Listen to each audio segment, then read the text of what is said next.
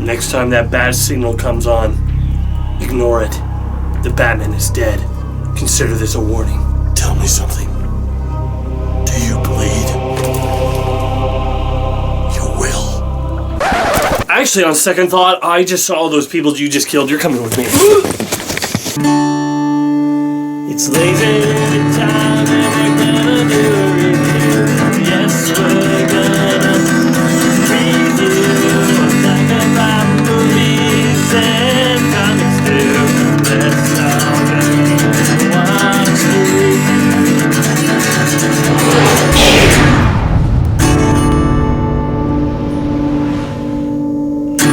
Hello everyone, I'm LazyDude99. Welcome to another Lazy Dude review. It is time for years and years and years. It is the movie that we've always dreamed of, Batman v Superman. It is the battle of the two biggest titans in all of superheroes.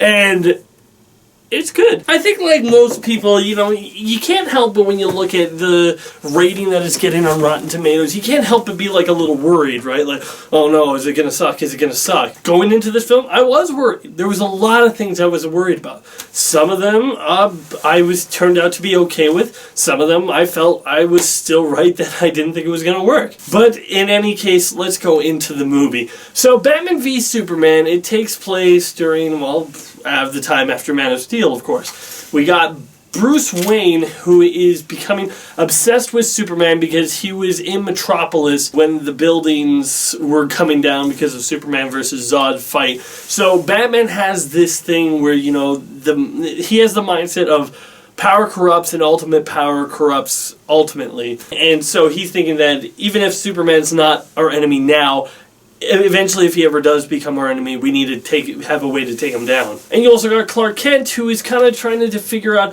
where is his home in this universe. He doesn't have Krypton. People of Earth seem to want him to leave. He's kind of trying to find himself while also investigating this Batman character. And while that's going on, we also have Lex Luthor being involved, played by Jesse Eisenberg. Oh, as I didn't mention earlier, Batman is being played by Ben Affleck, and Superman, of course, is by Henry Cavill. And we also have Gal Gadot as Wonder Woman, who also has something else going on to the story. Not as much, but, I still has something worthy of note. So let's just get into why I think this movie is good, but not great. Good seems to be like a poison word nowadays when somebody says, like, if somebody loves something, and they're like, oh my gosh, it was amazing, I love it, what did you think about it? And you say, I thought it was good.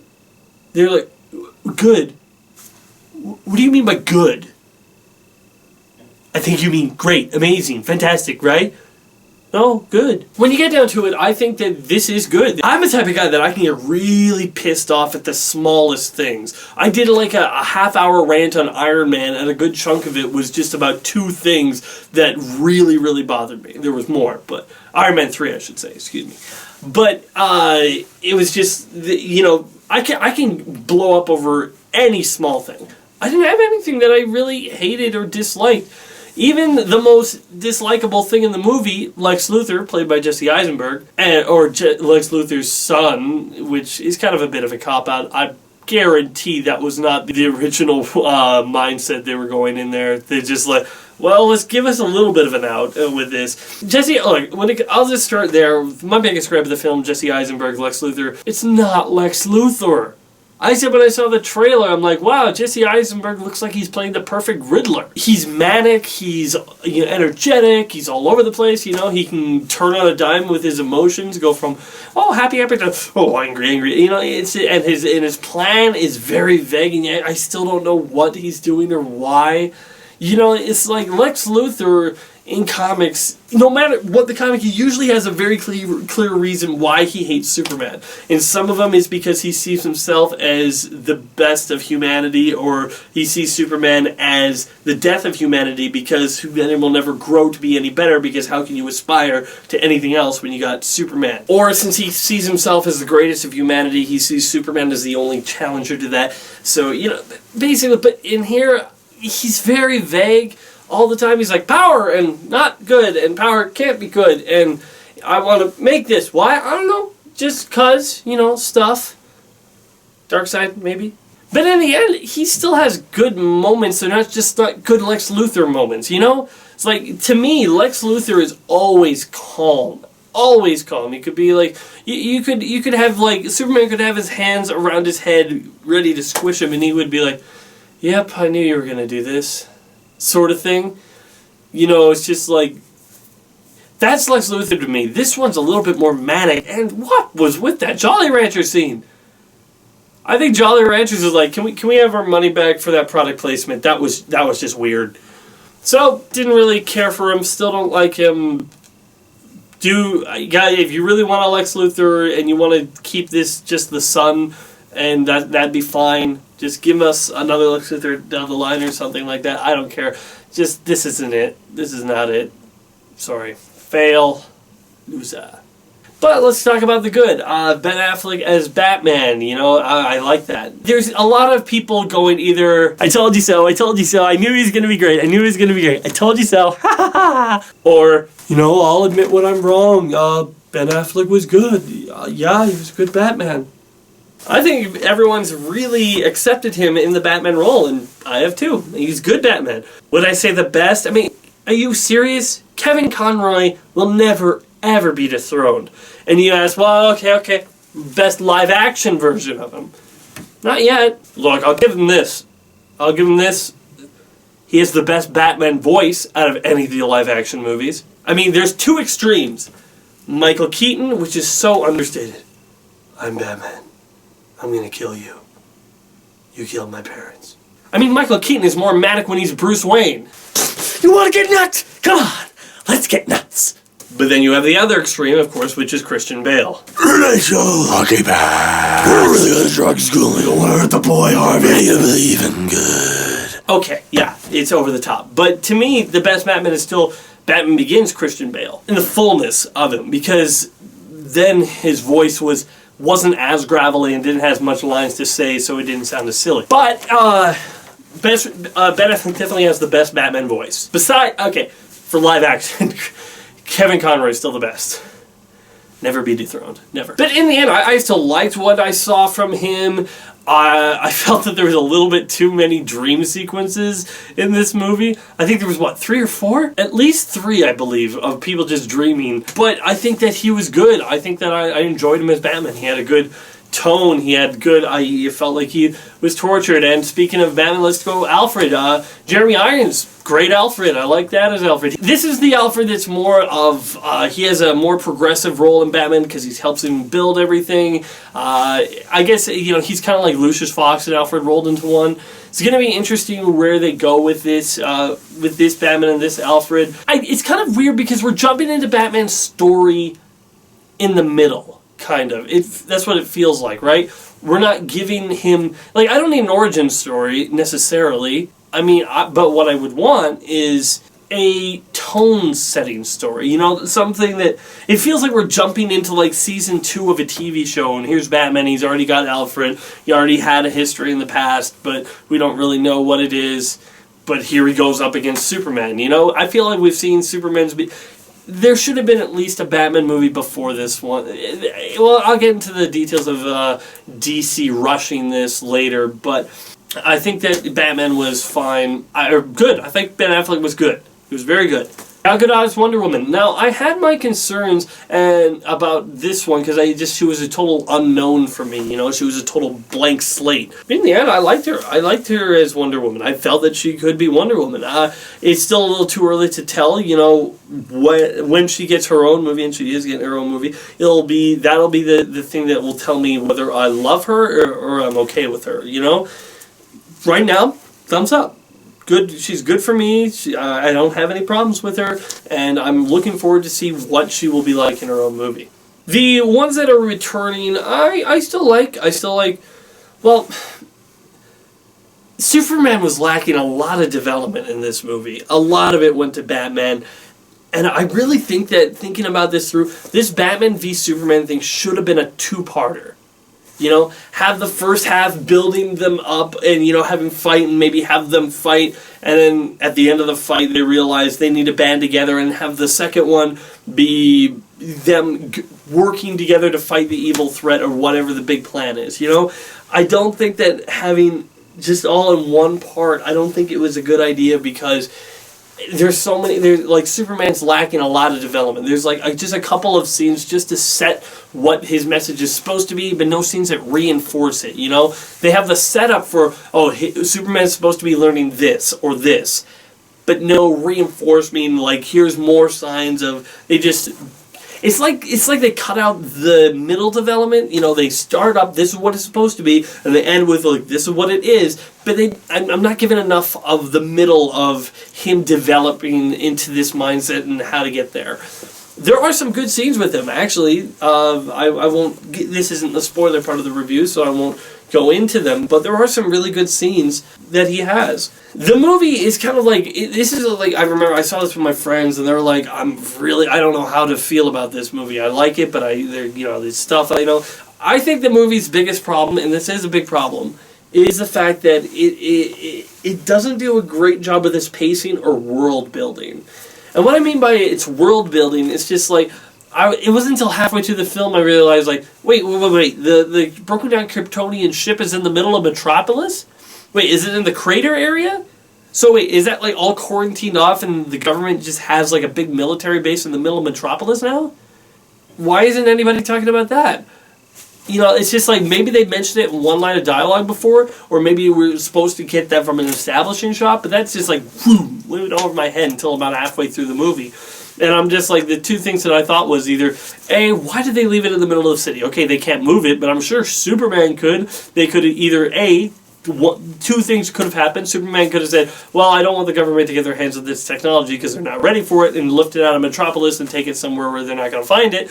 Or B, they could have, you know, if he wanted the government to have it and wanted to let them, he could have said, look, let's move it out of here so this stuff doesn't become a target in a major city. You know, the city has been destroyed enough. Let's see if we can take the target off of the city, you know, that sort of thing. The fight scenes are good. I like them. I actually kind of thought the Superman-Batman fight was a little weak. I don't know. I think the setup and how they got to there was a little forced, but the rest of the fighting I thought was great. I thought was fun. And I think, you know, a lot of people say, they didn't learn their lesson with the destruction, but you can hear several times that certain areas where they were fighting in were cleared and there weren't any civilians in there. So in the end, I think I'm going to just wrap up the non-spoiler part of the review because everything else I have to say is spoiler-related. So in the end, I would say I give Batman v Superman a 6.5 out of 10. It's pretty good. Yeah, I would say it's pretty good. Is it the movie that I've always wanted to see from these guys, from these two? Yeah, it's hard to tell because, like, what, did I want just the animated series movie to happen again? Maybe, I don't know. Sometimes it's just like you don't necessarily know what you want, but I would say that this movie is a good movie. It's not amazing, and I'm not going to offend if somebody says they absolutely hate it. I'm not going to say, well, you're just blind and you're not seeing the truly good stuff. I just think that, for me, it hit a place where I can really enjoy it. And that's why I'm giving it a 6.5 out of 10. Pretty good. Not great, just pretty good. It's pretty good. It's above average. It's more than average. I'd say it's pretty good. So, yeah. So, thanks for watching, everybody. I'm LazyDude99, and let's get into the spoiler part of this review. Now, I'm sure that if you're subscribed to my channel, you've probably already seen the movie. There's one scene that Superman has that actually really bothered me. I thought, oh, Henry Cavill, you could have done so much more. And it was a great scene up until this moment. It was a moment where this Senate hearing is called. Superman walks in, and and then you see the bomb go off in the chair. And Superman's eyes, I didn't feel anguish from that. I'm just like, it felt like, it looked like an inconvenience. Oh. Oh, no! Who's going to clean this up? It's not me. I'm not going to... Look, there's blood all over the walls. The place is on fire. This is just annoying. Did anyone else get that feeling? It was just like, he looked... Like, I'm thinking Superman should be like, no, you know, and freak out like he did in that episode of Superman the Animated Series when Dan Turpin died. You know, like, I wanted him to freak out, and he just looks around like, oh, shoot. That scene really made me like, oh, come on, Henry Cavill, you gotta try a lot harder than that. And I think, I guess I should touch on the biggest spoiler of the film, and don't... Seriously, if you're still watching and I gave you the spoiler warning, get out now. Superman's death. I'm okay with it, actually. I get where people are coming from who are saying it's too early. In fact, I was talking to one of my coworkers, and we were talking about how, what if, you know, you didn't kill Superman off just yet, you set the stage for Lex Luthor to be making Doomsday and whatnot, and then you just named the next Superman movie Death of Superman. You didn't hide it. You just named it Death of Superman. Everyone would have gone to it.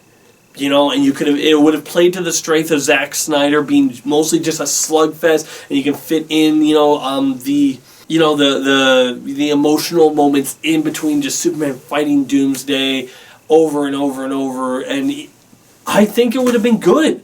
I think that would have been a great idea, but it's just, to fit it in here, it's just like, well, where can you go from here now? My theory is... Because we all know Darkseid. Yeah, it's coming. Great.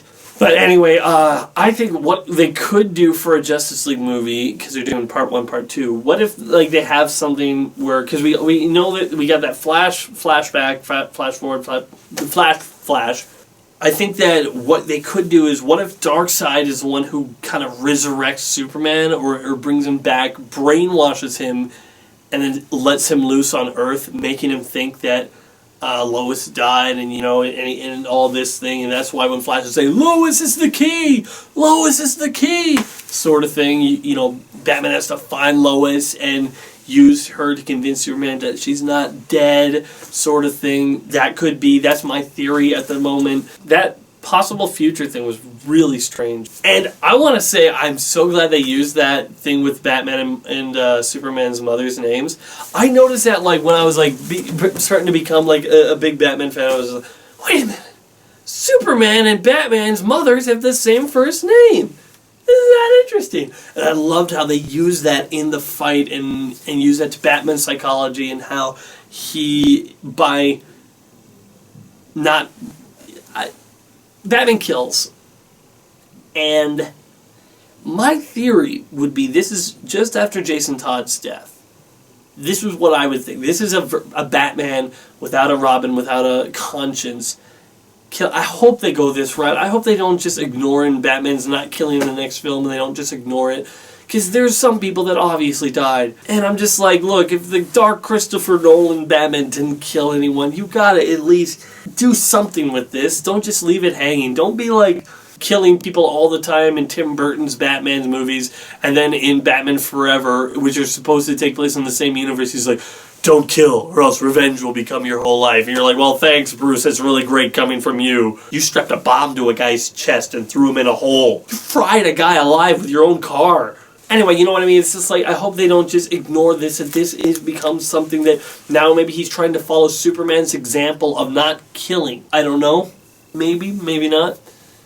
It's going to be interesting for the Justice League when they come together, because now from what it looks like, it's going to be Batman having to bring the League together with Wonder Woman, and that's going to be a whole lot harder without Superman, you know? I think it's going to be interesting, and to be honest, I liked how they put those cameos in there of those... The Aquaman, yeah, it was awkward. It was just like, stop looking at me like that. You're ogling me. I know I have biceps, but stop it. I said stop! But I liked how they just, like, because we were worried that this movie was going to be overblown with all these different, you know, characters. In the end, you know, they were just quick cameos. I like that. But it's going to be interesting to see what happens with this movie with this franchise in the future. Do I think they're trying to play catch up? Sure. I think, though, they should start slowing down pretty quickly. You know, start getting into a regular pace. I think once DC has their Justice League movie, they can get their movies out at a more natural pace without having to feel like they're rushing stuff. Because if you look back, Marvel, we thought they were rushing things and hammering things in on their phase 1 as well. We were like, okay, you're throwing Hawkeye in Thor, even though he's not going to do anything. You're throwing in Black Widow in Iron Man 2, even though it doesn't feel like it's natural. Iron Man 2, everyone complained, it just felt like it was Avengers build-up. The only ones that I could say I really love that have a chance to be in my top 20 favorite movies is the first Iron Man and the first Captain America from Phase 1. I'm hoping that the second stage of DC's movies plan will allow them to take a breather. Okay, we've caught up a little bit. Let's then take our movies more naturally on a more natural path, and they won't be always compared to Marvel as 2 steps behind. That's my hope. Who knows? Anyway, I think that's all I really have to say about these movies. Thanks for watching, everybody. I'm LazyDude99. Adios. Be sure to check out more of my other videos on my channel, and wait for more coming soon.